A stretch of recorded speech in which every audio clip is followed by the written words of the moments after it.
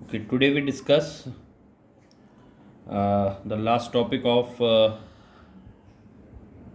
Laplace transform, which is application of Laplace transform to solve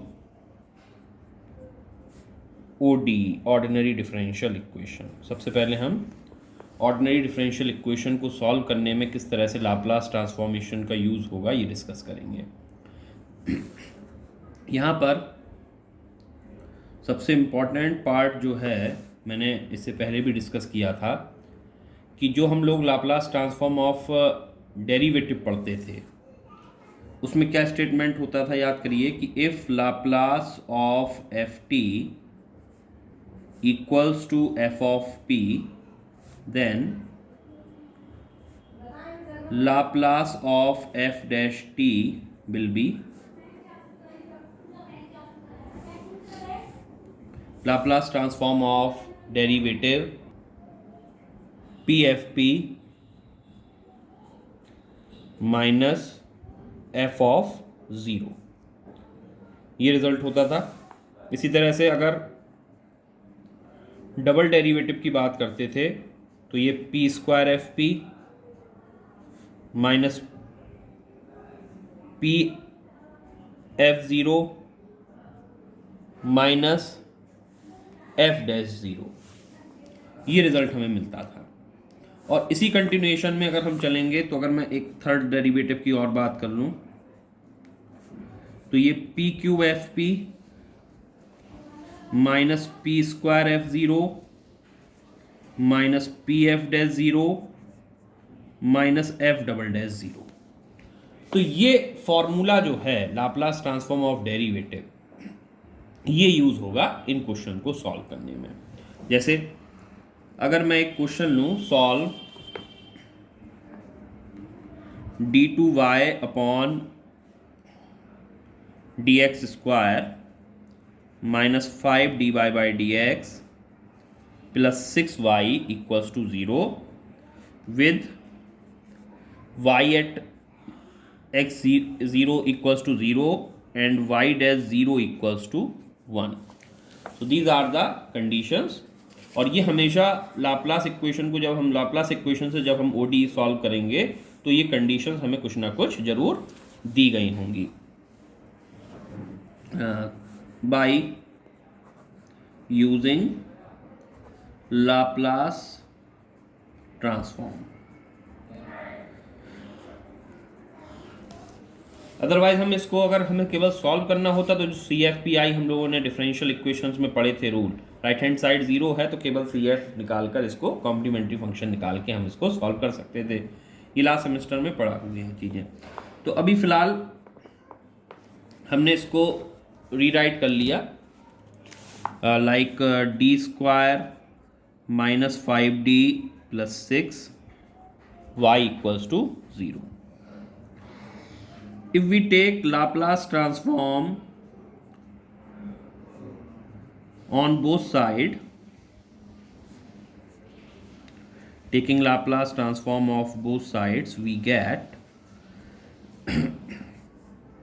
Laplace of y double dash minus 5 Laplace of y dash plus 6 Laplace of y equals to 0। यहाँ से एक step और बढ़ा लीजिएगा, D square Y मतलब Y double dash, 5dy मतलब Y dash and 6y equals to 0।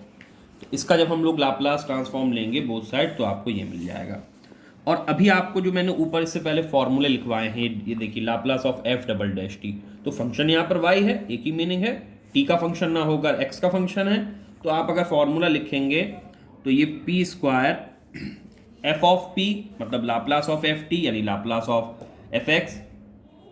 तो overall जब भी हम लोग एफ ऑफ पी की बात करेंगे, अब यहाँ पर फंक्शन ऑफ पी की बात करेंगे तो उसको कॉमनली एक वाई बार लिख लिया हमने। लाप्लास ऑफ एफ टी जो हम नोटेट करेंगे, नोट यहाँ पर सेकंड नोट डाल देता हूँ मैं ऊपर, कि अगर लाप्लास ऑफ एफ टी या एफ एक्स जो भी फंक्शन होगा तो उसको हम बाय बार से नोटेट करेंगे, है ना। तो ये स्टैंडर्ड नोटेशन रहेगा थ्रू आउट। तो P square by bar minus P Y at zero minus Y dash zero, ये फॉर्मूला बन जाएगा ऊपर से आप देखेंगे तो।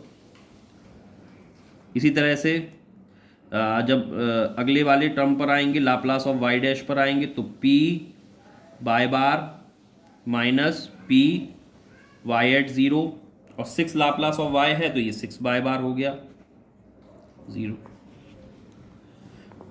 अब जो टर्म बाय बार को कंटेन कर रहा है उनको एक साथ लिख लीजिए आप। तो P square minus 5p plus 6 y bar, बाकी कंडीशंस पुट कर दीजिए। y0 की वैल्यू 0 है तो ये टर्म 0 हो गया, y डैश 0 1 है तो y डैश 0 1 रखेंगे तो -1, और ये टर्म 0 हो गया तो सिर्फ आपके पास ये मिलेगा, ठीक है। अब इसको आप इसके आप फैक्टर कर लीजिए। तो p minus 2 p minus 3 by bar, और एक तरफ ले जाएंगे तो ये 1 हो जाएगा। So from here we can say by bar becomes 1 upon p minus 2 p minus 3। Alright,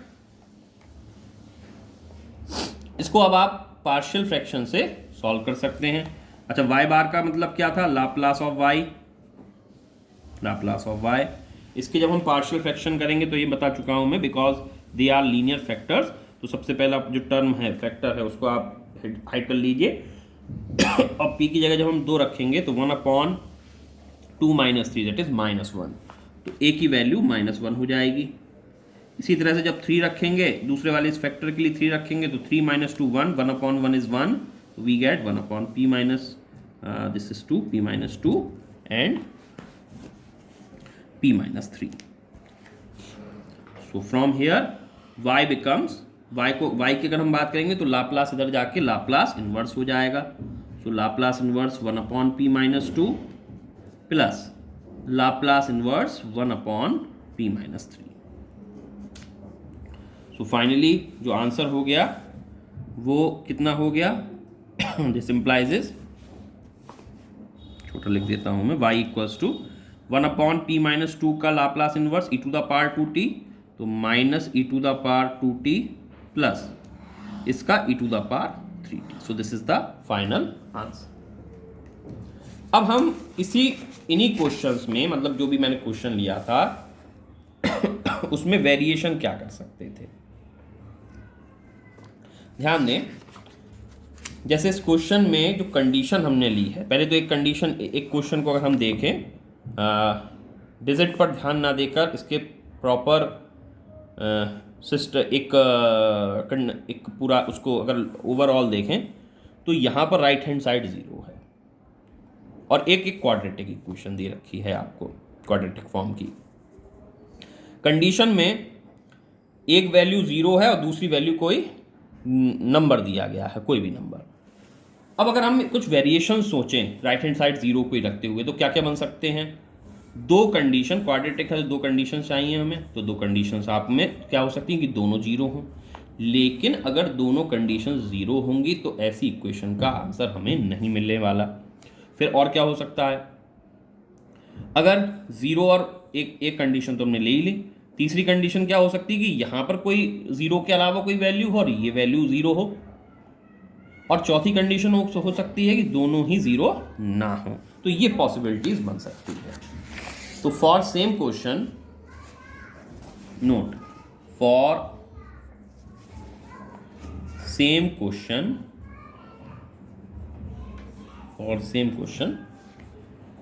number first, if y0 को हमने 0 के अलावा कुछ लिया, मान लीजिए 1, और y डैश 0 को ले लिया 0, तो आपको एक अलग आंसर मिलेगा, अलग रिजल्ट मिलेगा। तो ये क्वेश्चन आप मुझे करके बताएंगे।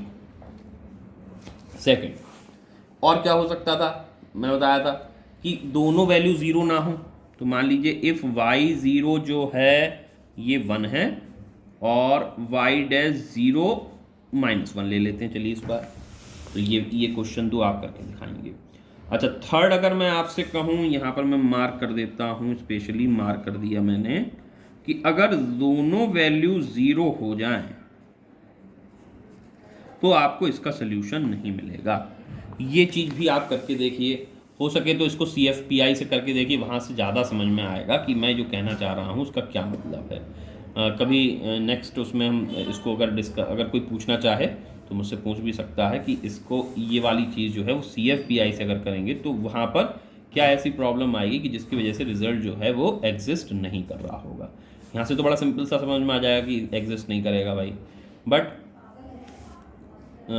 CFPI से भी और दिल्ली से आसानी से ये पूरी चीज़ समझ में आ सकती है आपको। तो ये फ़िलहाल तो ये 2 क्वेश्चंस जो हैं फर्स्ट और ट्रू वाले, ये आप मुझे डेफिनेटली करके बताएंगे।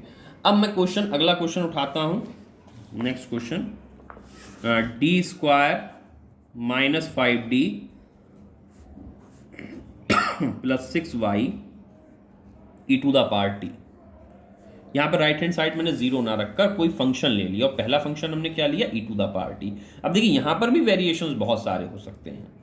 जो हमने Laplace transform of basic functions पढ़े थे वो सब राइट हैंड साइड में आ सकते हैं, जैसे sin t हुआ या sin at, cos at, e⁻at ले ही लिया, cos hyperbolic at, sin hyperbolic at, t⁻n।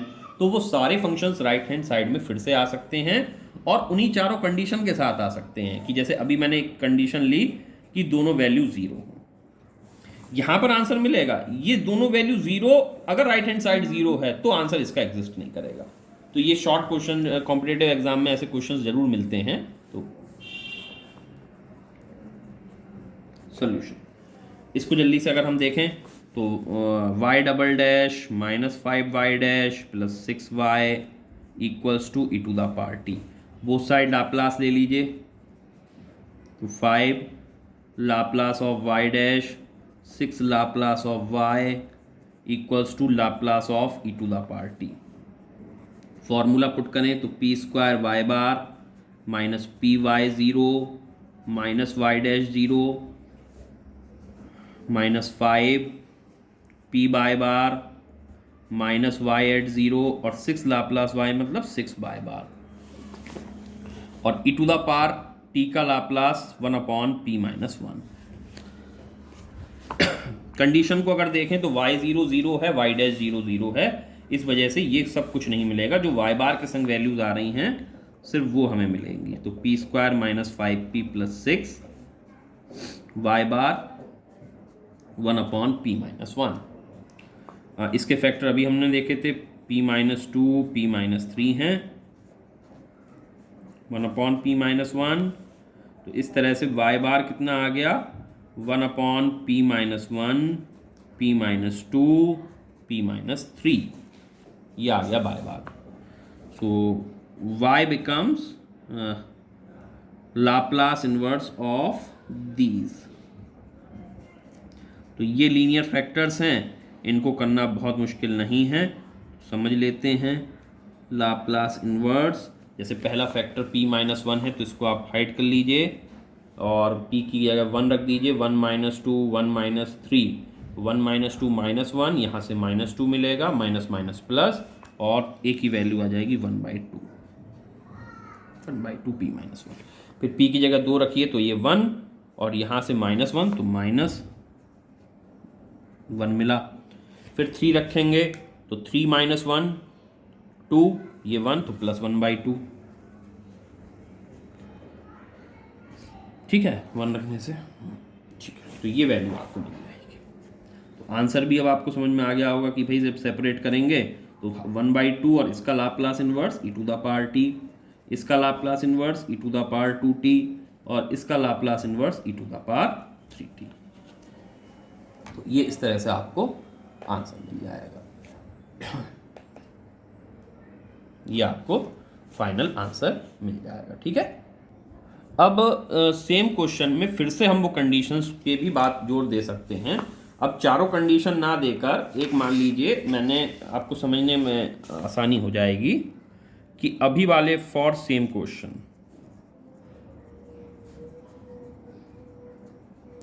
For same question अगर हम y0 को 1 ले लें और y'0 को भी मान लीजिए, चलिए 1 ही ले लीजिए, तो आंसर में क्या डिफरेंसेस आएंगे ये भी आप मुझे कैलकुलेट करके बताएंगे। अब मैं और भी वेरिएशन कर सकता था, इसको 0 रख के यहाँ नंबर ले लेता, इसको 0 करके, तो वो चारों कंडीशंस पॉसिबल हैं हर बार। ठीक है, तो ये क्वेश्चन आप करके मुझे भेजेंगे। अब फिर अब एक क्वेश्चन वेरिएशन जैसे मैंने कहा था राइट हैंड साइड में। अभी मैं सिर्फ जो है मेरे पास कोई जनरल ऐसे कोई क्वेश्चंस नहीं रहते, तो मैं वेरिएशंस पर ज़्यादा जोर दे रहा हूँ कि आप उसको समझें, लर्न करें। मैंने सेम लेफ्ट हैंड साइड को लिया हुआ है, मैं यहाँ पर वेरिएशंस करके आपको बता रहा हूँ कि e to the power T लिया, साइन 80 कॉज 80 ले लें, t to the power n ले लें, साइन हाइपरबोलिक 80 ले लें, कॉज हाइपरबोलिक 80 ले लें, तो ये चीज़ एग्जामिनेशन में चेंज हो सकती है लेफ्ट हैंड साइड में, तो वो फैक्टर से बदलेगा, उसका फैक्टराइजेशन जो है वो चेंज हो जाएगा, मैथड बिल्कुल ऐसे हो जाएगा। तो मान लीजिए क्वेश्चन ले लिया वही D square minus 5d plus 6y और साइन टी, y0 0 है और y डैश 0 भी 0 ले लिया। थोड़ा सा चेंज कर सकते, चलिए ये वाला देख लेते हैं, फिर चेंज कर लेंगे अगली बार। y डबल डैश इसको y double dash 5y dash 6y sine t, both side Laplace, 5 Laplace of y dash 6 Laplace of y Laplace of sine t, तो P square by bar minus P y 0 minus Y dash 0 minus 5 p by bar minus y at 0 6 y bar और sine t का Laplace 1 upon P square plus 1, ये result मिल जाएगा आपको। अब आपके पास values क्या क्या मिली, y0 y डैश 0 तो 0 है, तो P square minus 5p plus 6 by bar 1 upon P square plus 1, तो ये p minus 2 p minus 3 by bar 1 upon P square plus 1, so y bar equals to ये कुछ मिलेगा। अब ये लीनियर फैक्टर नहीं है, all are not linear factors, तो यहां पर इसको पार्शियल फ्रैक्शन पूरा ही करना पड़ेगा, और ये हमने इनवर्स में बहुत अच्छी तरीके से देखा था। तो आपको सिर्फ अगर वैल्यू लगानी आ रही है तो ये आप आसानी से कर पाएंगे। तो जैसे मान लीजिए मैंने अब इसको मान लिया a मान लिया, नाउ अब ये लीनियर फैक्टर तो है नहीं, तो इसके आपको पार्शियल फ्रैक्शन पर जाना पड़ेगा।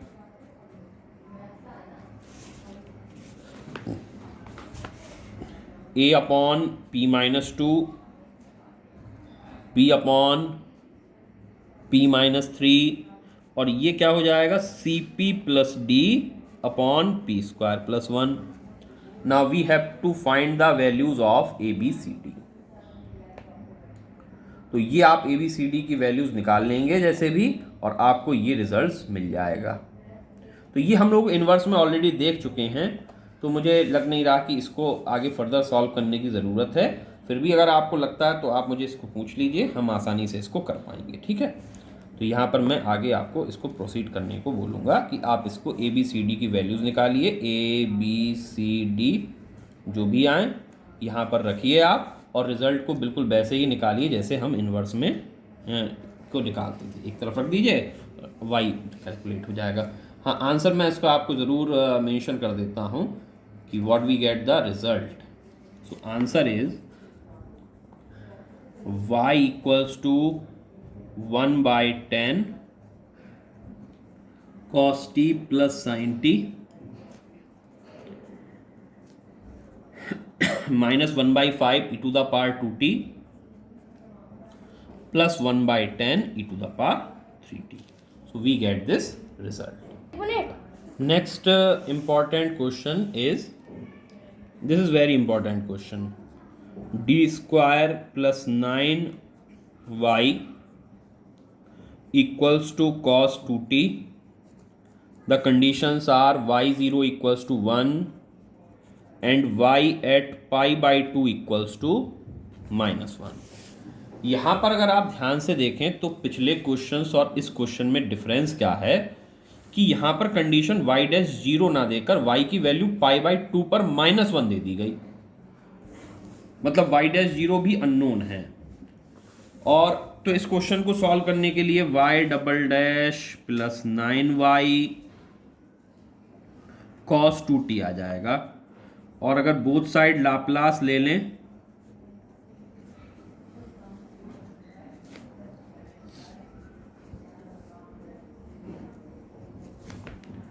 तो p square by bar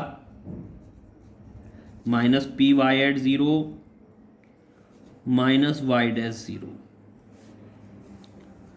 plus 9y bar, और cos 2t का लाप्लास कितना हो जाएगा p upon P square plus 4।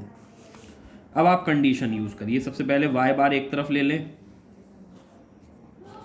y0 1 है तो ये y0 1 रखा तो माइनस p हो गया। अब y डैश 0 नहीं है हमारे पास तो उसको हमने एज्यूम कर लिया, मान लीजिए कैपिटल A। यहां लिख देंगे let y dash 0 equals to A है। अब आप एक तरफ ले जाइए इसको, तो p square plus 9y bar p plus a plus p upon p square plus 4। So what we get, y bar becomes p upon p square plus 9, a upon p square plus 9, p upon p square plus 4 into p square plus 9, ये आपको मिल जाएगा। So from here y becomes Laplace inverse of this a Laplace inverse of 1 upon p square plus 9 and Laplace inverse of p upon p square plus 4 p square plus 9. We all know that Laplace inverse of p upon p square plus 9 is cos 3t, and it becomes a up by 3 sin 3t। और ये वाला result जो है यहाँ पर आपको इस step पर छोड़कर इसको कॉन्वोल्यूशन से सॉल्व करना पड़ेगा। We have to solve with the help of convolution. तो ये पूरा एज सच लिखकर, या तो आप इस पर पार्शियल फ्रैक्शन लगाएं, अदरवाइज कॉन्वोल्यूशन लगाएं। तो right as 1, write as equation 1. So by convolution, if you remember, तो दो टाइप के फंक्शंस यहां पर मुझे दिख रहे हैं।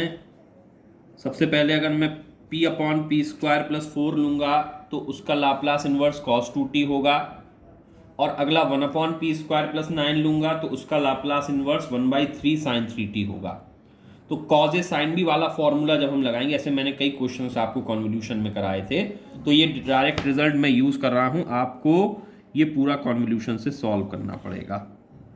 तो 1/5 cos 2t minus 1/5 cos 3t। मैंने ए और बी पर कराया हुआ है p upon P square plus a square और p upon P square plus v square, तो वही मैं यूज कर रहा हूँ। ए और बी की जगह वैल्यूज पुट कर रहा हूँ बस, और कुछ नहीं कराने में।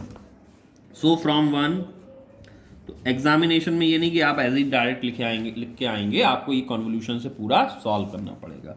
सो from 1 what we get, y equals to cos 3t a/3 sin 3t plus 1/5 cos 2t minus 1/5 cos 3t.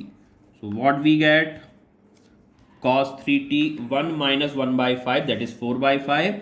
So 4/5 cos 3t plus a/3 sin 3t plus 1/5 cos 2t. Now what is the condition given? y at pi by 2 equals to -1. So if we use y equals to pi by 2 -1 in the above equation, what we get? We have -1 equals to cos 3 pi by 2. So cos 3 pi by 2 is 0 plus a by 3 sin 3 pi by 2. Sin 3 pi by 2 is -1. And cos 2 pi by 2, that is cos pi, and cos pi is -1. So we get this result, -1 equals to something like this. So from here we can say -1 और ये -1/5 इधर जाकर +1/5 हो गया और ये -a/3. So from here we can say -4/5 equals to -a/3 and a equals to 12/5. 12/5. Hence from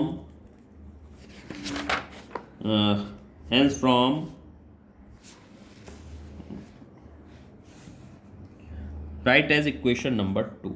Before applying the condition, इस equation को हमने equation 2 कह दिया. Hence from equation 2, y becomes 4/5 cos 3t plus, now here is a/3, so 12/15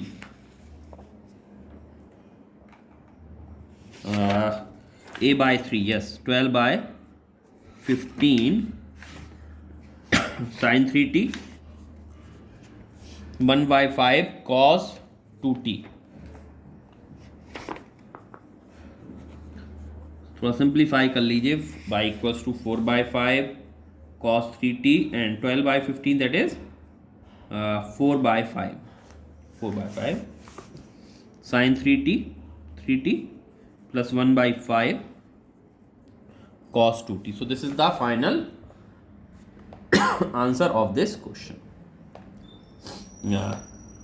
This is the final result of this question. 4/5 cos 3t plus 4/5 sin 3t plus 1/5 cos 2t.